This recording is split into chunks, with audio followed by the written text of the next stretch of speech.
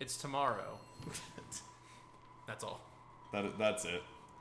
Commentary done. Enjoy the game. Yeah, I think they're pretty all integral to the idea of the rise of the Sith. They had to be. I could see it being 3 episodes long.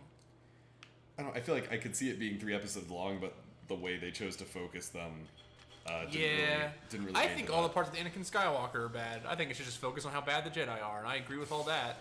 I think they did show, like, haphazardly some, like, good moments of... What did I get hit? You have to... those things go off intermittently. Oh, I think the crouch is actually. Yeah, I think if you crouch, you're below their, like, range. Whoopsie dizzles. But anyway... What? You know what you did. I said whoopsie dizzles. God damn it, you did it again. I don't see the problem here, officer. Looks like I picked a whole bouquet of oopsie daisies. It's like my favorite American Dad quote. It's just like the one that I can use the most in my everyday life. It's from the Rapture episode of American Dad. Ah, yeah, it's my favorite one. That's one of my favorites. I've never seen it. It's pretty funny. I was being completely They've got- sarcastic. What's his face from The Lonely Island and SNL? Andy Samberg plays the Antichrist, Ah. and they go like Oh. real stupid with it in a funny way. Stop it. It's like the Antichrist builds a trap for Jesus and Stan, and like it breaks almost immediately. And like the Antichrist legit reason, he's like, "See, you are a carpenter, so I'm not very handy." Because he's like literally the opposite of Jesus. And I was like, that was pretty clever. I got a good laugh out of that one. That's real dumb, but it's alright. It's just like little jokes like that. The Antichrist first shows up, he says, "Condemn them, mother, for they know exactly what they do," as the complete opposite of "Forgive them, father, they know not what they do." Just like, it's like as much like stupid they could squeeze out of this joke, they did, and exactly as much as they could. Well, I can see why you'd like it, Thomas. Yeah. Sometimes I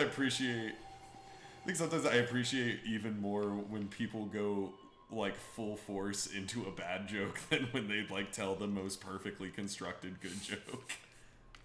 That's fair. I can respect that. Yeah. God damn it, I can respect it. There's like just a level of comedy that comes with like really you went all in on X. it's like just like the most innocuous joke they could have told, but it becomes funnier because they went way harder on it than it really deserved. Yeah, it's true. It's like there is an upper limit because it could be like that's the only joke of the episode and or movie, and it's like, okay, calm down here. Oh yeah, this part. I legitimately kind of forgot this part. Yeah, you have to fight Safet in here. Yeah. Which is like a really cool looking environment, actually. I mean, it's like kind of a reference back to like the first encounter. Nighty night, safe bitch. Oh, he's back. Oh, I got. Forget what I said. I didn't mean those mean things I said. Can't see. Can't sleep.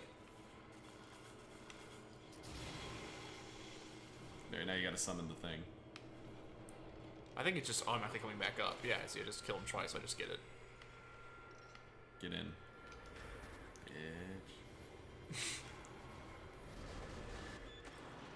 Okay. He's like, "Oh, where's my cigarettes?" That's what? That's what he says all the time. That's The his Keeper catchphrase. or Sebastian? Yeah, Alright. because you see The Keeper can't smoke. He doesn't have a face. he can just kind of stick it in the like little rotary thing.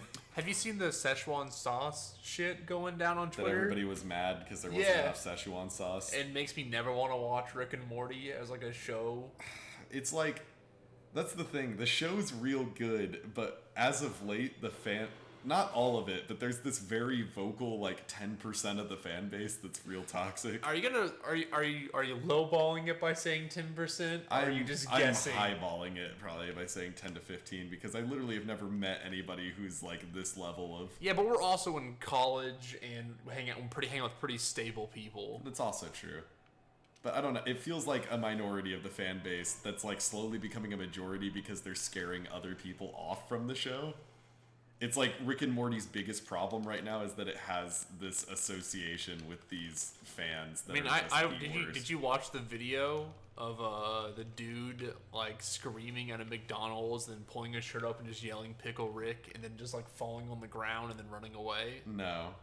Because I watched that at least 3 times because holy shit was that the funniest fucking thing of like being like our society is just falling apart. I feel like that had to have been a joke on this man's part. I hope. I mean, like even if it's a joke, like It's a still, part. like, It's like the too part where much, someone's yeah. like, "Here's my social experiment jokes," of being like, "These aren't funny, and you're just weird people." Yeah, it's like every prank channel on YouTube where they're Yeah. like, "Here's my prank," and they just run up to somebody and like beat the shit out of them. Yeah, or like I'm just pretending to stab your best friend. Joke's on you, and it's like, what the fuck is going on? And that's what it feels like those people are. Yeah, but I feel like they're not like. It's like they are a reflection of their own like projections of what they think they are more Yeah. than they're a reflection of what the show promotes. Yeah.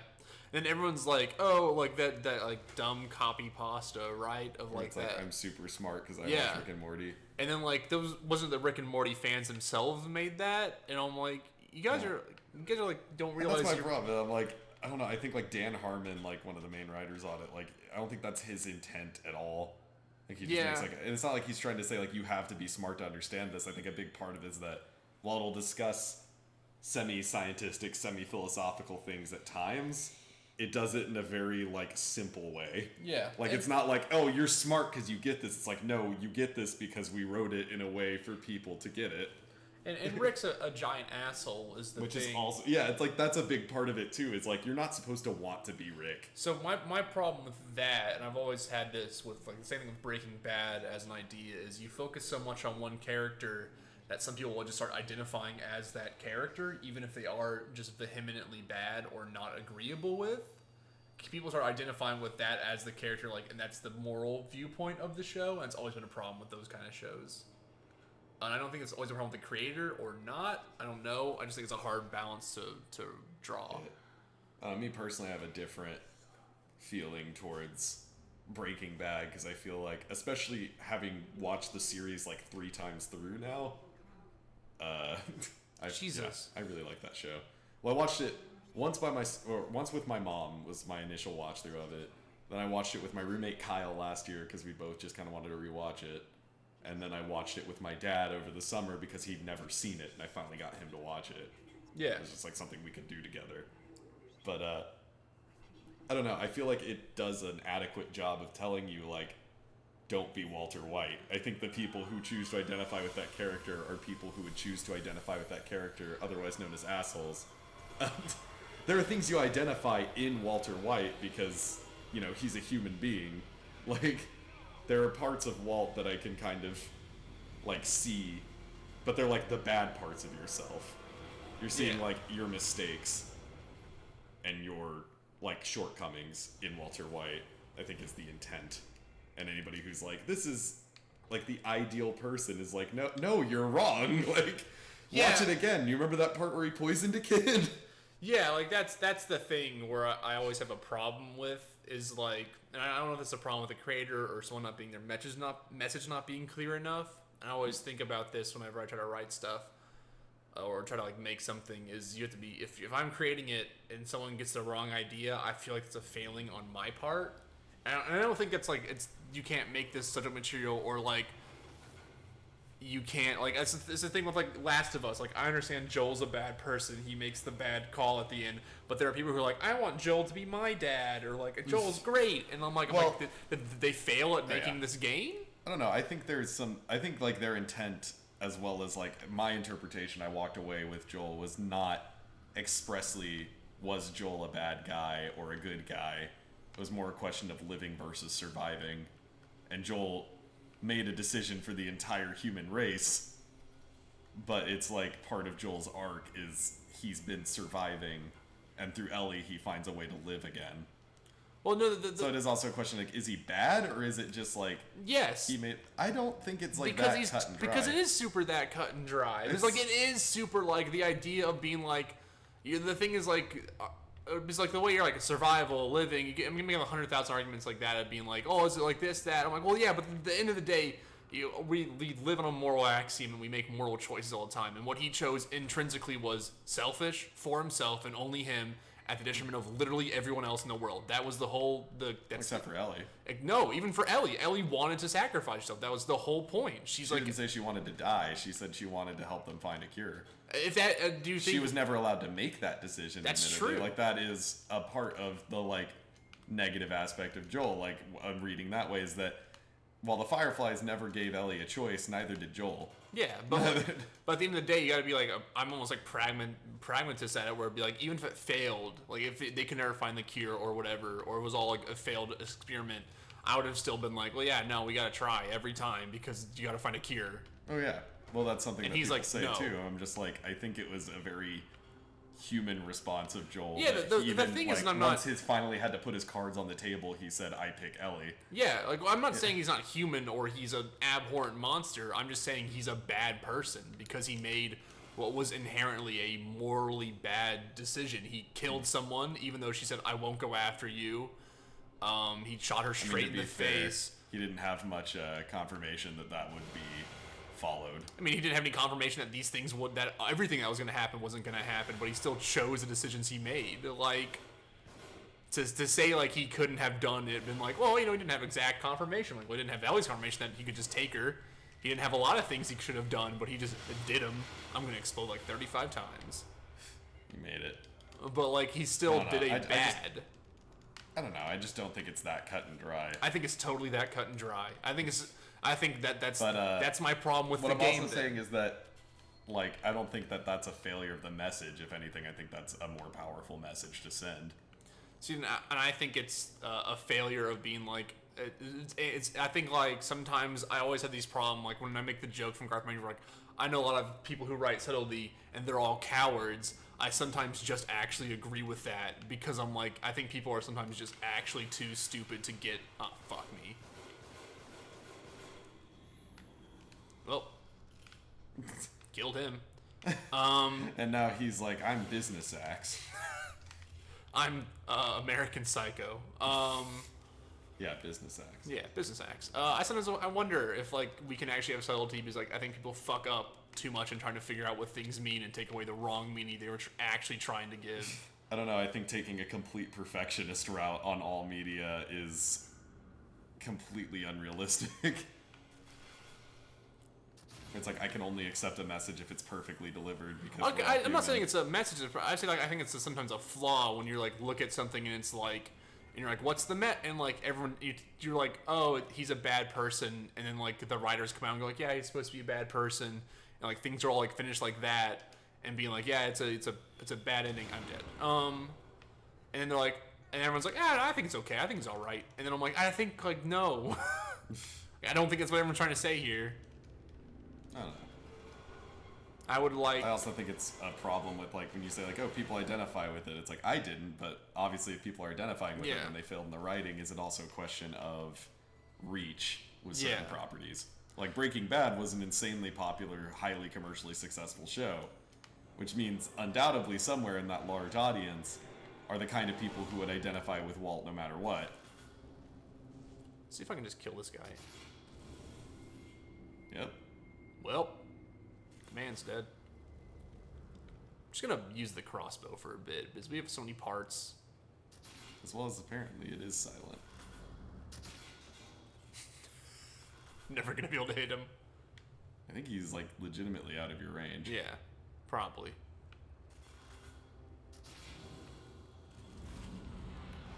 Yeah, you need to craft some more. You need to craft some. Everyone, hold up.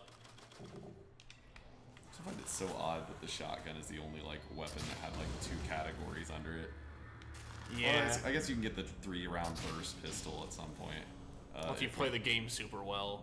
Yeah, if you get all the parts. Yeah, if you do everything perfectly. Map parts. And you can also get a different rifle too. You can? Yeah, you also get a new sniper rifle, I think. Oh yeah, that's right. Yeah, I mean, I flip-flop with this opinion. I also believe in the death of the author theory a lot, of like author's intent actually doesn't matter that much because why should it?